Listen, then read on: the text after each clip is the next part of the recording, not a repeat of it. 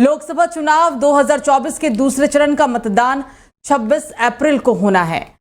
सियासी दलों ने प्रत्याशियों के प्रचार में पूरी ताकत झोंक दी है और इसी कड़ी में पीएम नरेंद्र मोदी आज अलीगढ़ के दौरे पर है, जहां वो नुमाइश मैदान में करीब 40 मिनट तक जनसभा को संबोधित करेंगे। उनके साथ सीएम योगी आदित्यनाथ भी मौजूद रहेंगे और जनसभा को संबोधित करेंगे। कार्यक्रम में अलीगढ़ के साथ हाथरस के भी प्रत्याशी मौजूद रहेंगे। दरअसल साल 2019 के लोकसभा चुनाव के दरमियान पीएम मोदी ने अलीगढ़ में जनसभा की थी। प्रधानमंत्री के आगमन को लेकर जिला प्रशासन कई दिनों से तैयारियों में जुटा हुआ है।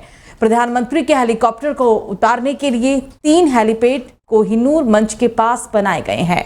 कार्यक्रम में बीजेपी प्रदेश अध्यक्ष चौधरी भूपेंद्र सिंह, समाज कल्याण मंत्री असीम अरुण और बेसिक शिक्षा राज्य मंत्री संदीप सिंह भी शामिल रहेंगे।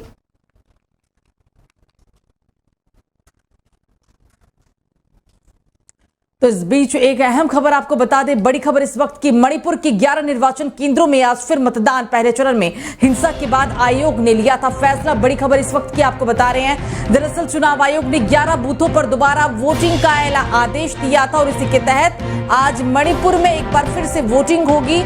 हिंसा की खबर के बाद चुनाव आयोग की तरफ से यह फैसला दिया गया था। 11 निर्वाचन केंद्रों में आज एक बार फिर से मतदान होने हैं। पहले चरण में हिंसा के बाद आयोग की तरफ से यह अहम फैसला लिया गया। चुनाव आयोग ने 11 बूथों पर दोबारा वोटिंग का आदेश जारी किया। लोकसभा इलेक्शन 2024 के पहले चरण का मतदान 19 अप्रैल को हो चुका है। हालांकि पहले चरण में शुक्रवार को 11 राज्यों और केंद्र शासित प्रदेशों के 102 निर्वाचन क्षेत्रों में मतदान हुआ। लोकसभा चुनाव के पहले चरण में कुल 62.37% मतदान दर्ज किया गया और इस बीच मणिपुर में इनर मणिपुर लोकसभा क्षेत्र के 11 मतदान केंद्रों पर आज एक बार फिर से मतदान हो रहा है। इलेक्शन कमीशन ने 20 अप्रैल को इसे लेकर एक आदेश जारी किया था। इन बूथों पर 19 अप्रैल को लोकसभा चुनाव के पहले तो बीते दिनों राजस्थान में जनसभा को संबोधित करते हुए पीएम मोदी ने कांग्रेस के मैनिफेस्टो पर जमकर निशाना साधा था। पीएम मोदी ने कहा था कि कांग्रेस पार्टी देश की महिलाओं के सोने का हिसाब करके उसे बांटना चाहती है।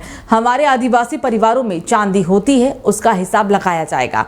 जो बहनों का सोना है और जो संपत्तियां हैं, ये सबको समान रूप से बांट दिया जाएगा। जिसके बाद कांग्रेस अध्यक्ष मल्लिकार्जुन खड़गे ने प्रधानमंत्री नरेंद्र मोदी के बयान पर पलटवार किया। उन्होंने सोशल मीडिया साइट एक्स पर लिखा कि आज मोदी जी के बौखलाहट भरे भाषण से दिखा कि प्रथम चरण के नतीजों में इंडिया जीत रहा है। मोदी जी ने जो कहा वो हेट स्पीच तो है ही, ध्यान भटकाने की एक सोची समझी चाल भी है।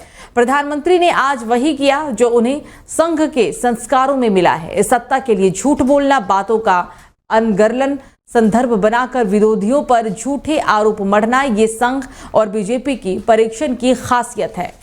दरअसल देश की 140 करोड़ जनता अब इस झूठ के झांसे में नहीं आने वाली है, ये कहना था मल्लिकार्जुन खड़गे का।